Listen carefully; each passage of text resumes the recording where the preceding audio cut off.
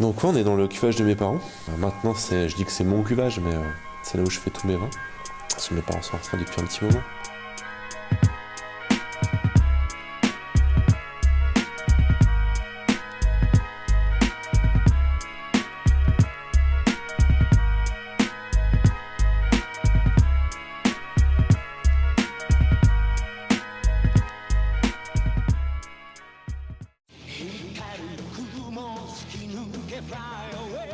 Donc le raisin arrive au-dessus, donc on remplit les cuves. Je fais une grosse majorité en cuve béton, un petit peu de parcellaire dans les cuves en fibre ici, ou l'œuf qui est à côté. Mais tout arrive ici en grappe entière au départ, notamment pour le Beaujolais nouveau. J'utilise cette cuve-là. Je remplis mes grappes entières ici, je mets sous CO2 pour isoler. Donc c'est de la pure macération carbonique, et donc macération intracellulaire, si on veut aller dans le technique. Mais en gros, c'est juste pour faire très simple, grappe entière, donc c'est la grappe qu'on vient de couper qui va dans le seau. Après dans le seau, elle va dans le bac du tracteur, on verse, elle reste tout grappe entière ici. Et donc je ne touche à rien, c'est-à-dire que ça dépend si j'ai un petit peu de jus, je vais le chauffer. Je vais chauffer un petit peu ma cuve juste pour aider un peu la fermentation au départ.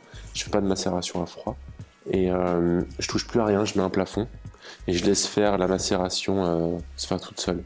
Là, 2018 par exemple, j'ai pas eu à redémarrer mon Vasselin, une pompe ou avec la chaleur qu'il a fait, c'était top. Voilà pourquoi on dit carbonique, parce qu'on ne touche à rien, il n'y a pas de remontage, strictement rien. À partir d'une certaine densité, donc ce qu'on a vu sur la vidéo, on met au pressoir, je remets dans cette cuve là, j'attends la fin des fermentations, et après j'isole en bas par gravité dans une autre cuve. Et avant mise en bouteille, ça c'est mon truc perso, mais je fais juste 1 ou 2 soutirages en fonction de ce que j'ai dans la cuve, et je mets en bouteille. Voilà. Je mets 1 gramme à la mise cette année. Je sais pas grand chose, c'est même limite pas intéressant d'un point de vue éno de faire ça, mais je dors mieux. Voilà pour le côté Beaujolais nouveau, donc des fois ça fait un côté un peu plus rustique. Sur ma façon de faire, il y a 2 ou 3 fois où je les ai fait light, et en fait ils sont de plus en plus, si je donne une image, un peu plus musclés. Donc la macération un tout petit peu, quand je dis un peu plus longue, il y a une journée de plus. Mais j'ai un terroir que j'ai mis à part à chaque fois où on était tout à l'heure, sur une parcelle à côté. Donc c'est un peu, quand je dis plus musclé, c'est que c'est plus concentré, il y a de la couleur tout de suite, donc je cherche même pas à extraire de la couleur. C'est plutôt très concentré du départ, donc ça donne des Beaujolais nouveaux qu'on peut ressortir sans problème dans quelques années, quoi. Il n'y a pas beaucoup de tanins, bien sûr, c'est un primeur, mais c'est un peu musclé, c'est volontaire. Moi je préfère chauffer depuis cette année avec mon Vasselin. Quand je dis chauffer, je les monte à 24-25 degrés, juste pour aider la fermentation, simplement. Mais t'es jamais vraiment sûr, je fais pas de petite cuve. D'une, je suis pas équipé. Deux, j'avais pas le temps de ramasser ma benne, de la chauffer, un tout petit peu sulfiter, pour être sûr qu'il n'y ait pas d'acétate. Je me suis fait piéger 1 ou 2 fois dans le passé, et je me suis dit je m'emmerde plus avec ça, quoi. C'est un style perso. Mais là, je m'évite du souci. Voilà. Ça, c'est pas plus honteux que de mettre d'autres trucs dans les cuves. Enfin, parce que des fois, dans l'inconscient, les gens disent bah, ils chauffent, genre comme si je chauffais à 100 degrés, mais on parle pas de technique à flash pasteurisation. Ou, voilà. Là, ça m'aide juste, en gros, ça me rassure. La vendange arrive, je la chauffe un petit coup tout de suite. Quand je dis un petit coup, c'est le jus qui est au fond. Hein. C'est pas toute la cuve qui est chauffée à mort. Et ça permet que ça travaille dans la nuit. Je suis déjà rassuré quand je soulève le plafond et que j'entends que ça crépite. Voilà, je sais que c'est pas... J'ai des potes qui font de la macération à froid, hein, qui le maîtrisent très bien.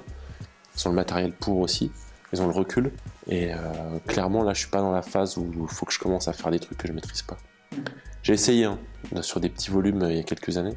Je me suis raté, donc je veux pas reprendre. Ça veut pas dire que je vais pas réussir quand il y aura dans le futur, mais je voulais pas prendre de risques. Moins là-dessus. Cheminement, c'est que je voulais arrêter d'en faire. C'est un vin qu'on aime bien avec mes parents parce que du coup c'est aussi des bons souvenirs. Mes parents, mon père savait très bien le faire aussi. Et puis c'était des bons moments qu'on faisait en famille, on faisait des soirées avec des clients, on allait faire des dégustes. C'est mes premiers souvenirs qui sont chers, enfin c'est des trucs, ça appartient au mois de novembre quoi. Et du coup j'avais essayé de faire un premier truc en 2012, donc avec Maasai, qui n'a pas été très bien pris sur l'ancienne clientèle des fois, qui des coulées de mes parents. Ils n'ont pas capté le truc. Pourtant, c'était encore... j'étais pas dans le nature, hein. C'était bien sulfité, levuré AB, mais levuré quand même. On y va, on fait le truc bien. Et puis après, d'en prendre plein la tronche au début, j'avais pas le bon réseau, j'étais pas à la bonne place. Je pense tout simplement. J'ai essayé de me lancer sur des trucs avec l'ancienne clientèle. Je me suis vautré complet. Et donc ça m'a un peu découragé. Puis les gens sont très vite méchants, mais dans tout. Hein. Enfin, je veux dire, dès que tu commences à peindre un peu, t'as toujours un mec qui vient te dire que c'est moche ou que c'est pas comme ça qu'il fallait faire. Donc j'étais un peu plus sensible à ce moment-là. Et je m'étais dit, j'arrête. Là, franchement, en 2015, j'en ai refait un tout petit peu. En plus, les emmerdements, d'agréments, etc. J'ai dit, franchement, ça me décourage. Et en fait, depuis, j'ai pas arrêté longtemps. Je voulais plus entendre parler. Et au boulot que j'avais avant, par exemple, en tant que serveur au VNB, ça cartonnait. Enfin, je revoyais enfin des jeunes revenir faire le Beaujolais nouveau à la coupe, buvaient des bières. Mais il n'y avait pas ce côté prise de tête. Il y avait tout l'environnement qui jouait. Ça m'a redonné un peu confiance. Et ce qui m'a beaucoup boosté, c'est le Japon. Voilà, c'est l'export. Parce que les gens sont revenus. Ils avaient goûté 2015. Ils m'ont demandé si c'était possible, pourquoi pas d'en refaire. Et j'avais dit, bah ok, pour vous, ok, pas de problème. Si vraiment ça vous plaît, on se met d'accord. Et puis je vous fais une petite cuve à part, que pour vous, machin.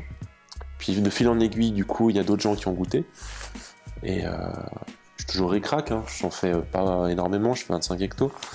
Mais ce qui est déjà pas mal à mettre en bouteille. Et par contre, je le valorise, c'est-à-dire que tout l'ancien, j'étais le premier à défoncer le Beaujolais nouveau. C'est-à-dire que quand les mecs disent « Ah ouais, par contre, j'aime pas le Beaujolais nouveau », ça tombe bien, mec, parce que tu pourras jamais être plus odieux que ce que j'ai été. Là, au-dessus, tu vois, on est carré. Je peux être très dur là-dessus, donc il n'y a pas de problème. Par contre, maintenant, tout ça, pour moi, c'est du passé. C'est plus la clientèle. Il y en a toujours un qui va essayer de mettre un tacle, ça ne marche plus, quoi. Je mets autant d'énergie dans mes moulins à vent que dans mes Beaujolais nouveaux. Je me fais flic, à écrire mes textes, à choisir la typo. Il y a une vraie histoire derrière. Il y a une sélection parcellaire. Et je mets de la belle bouteille. Alors des fois je vais être critiqué parce qu'elle est un peu plus lourde, mais c'est le même modèle pour mes Beaujolais nouveaux que pour mes moulins. Je les cire à la casserole. Enfin vraiment il y a du taf derrière quand on me dit mais pourquoi tu te fais chier comme ça? Tu mets du premier prix, tu t'en fous, c'est du primeur. Mais pour moi il y a autant de boulot derrière. Ça s'appelle Maasai, ça m'ouvre les portes à l'export. C'est le premier truc que certains vont goûter de ce que je fais. Donc si je fais n'importe quoi, je pense que par exemple quelqu'un comme mon grand-père qui était à l'origine du truc, pas personnellement mais sa génération, je pense qu'il aurait été content de voir que même si des fois c'est critiqué, mais je valorise les bouteilles, on est plusieurs à le faire. Alors ok, ça devient peut-être hype sur certains, mais en tout cas ce que je trouve cool, même si je fais des posters en plus là-dessus, perso, c'est tout fait maison. C'est mon pote Cédric qui fait les étiquettes, il y a une vraie âme derrière, et je vois de plus en plus de jeunes, par exemple, qui me disent clairement, je la vends 10 € à la bouteille, et qui disent, je t'en prends une ou deux, mais franchement, c'est cool d'avoir une autre génération qui me dit, t'en fais moins, je t'en achète moins, parce que c'est pas aussi... c'est un budget, hein, mais ils captent le truc.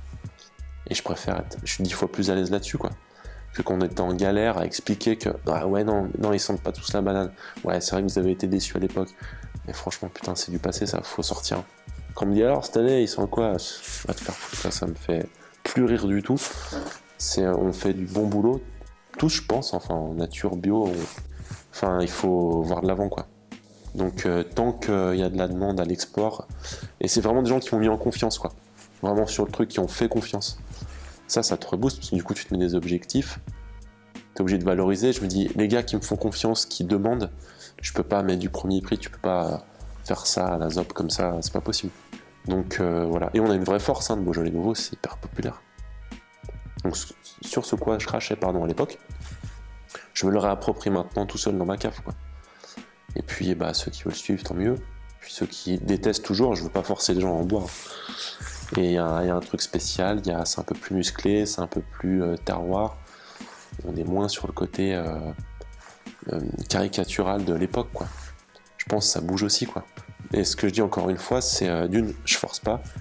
Et deux, si vous achetez n'importe quoi à 2 € la bouteille, t'en as pour 2 € la bouteille. L'image revient. On revient sur du qualitatif.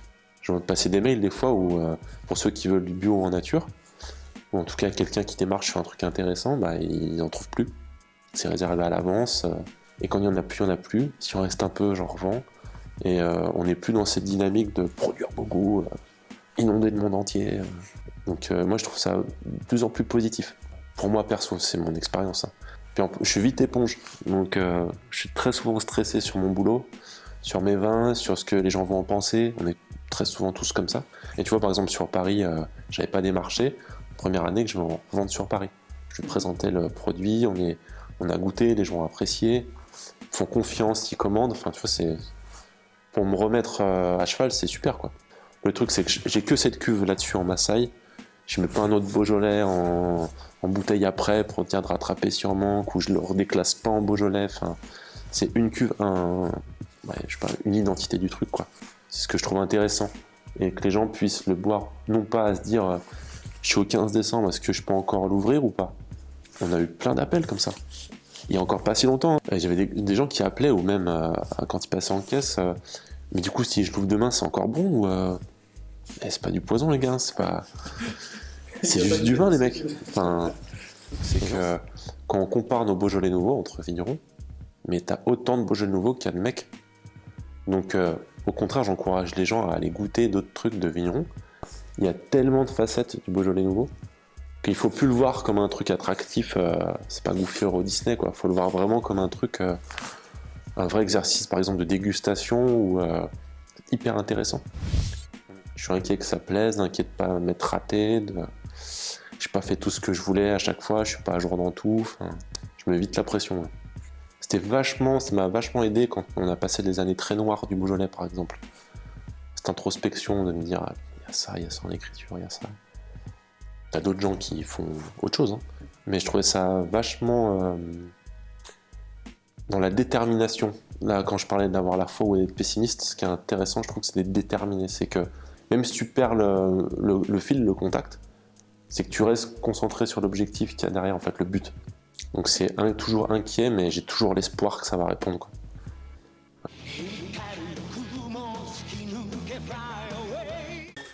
Donc en gros, j'ai capté la technique de mettre juste ça au fond. Ça me prend juste mon goulot bien droit. Je tourne et après ça fait beaucoup plus clean en service, quoi. Après c'est vin nature peinture quoi. Je dois être à 8 en SO2 libre. J'ai mis 1 gramme. Il y a juste 2 sous-tirages mais il n'y a pas de filtration. Moi c'est nature.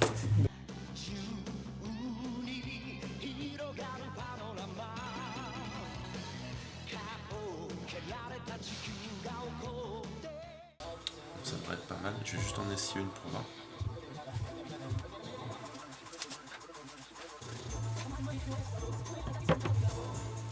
Normalement je dois être à la bonne hauteur je crois.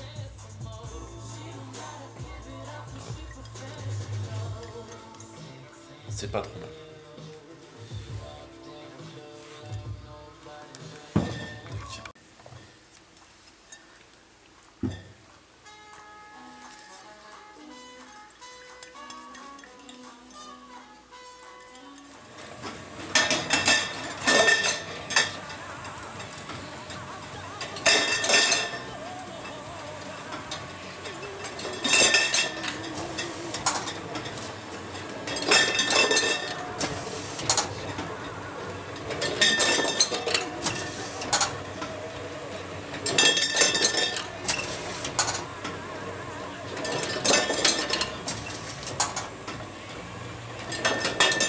Papa, maman,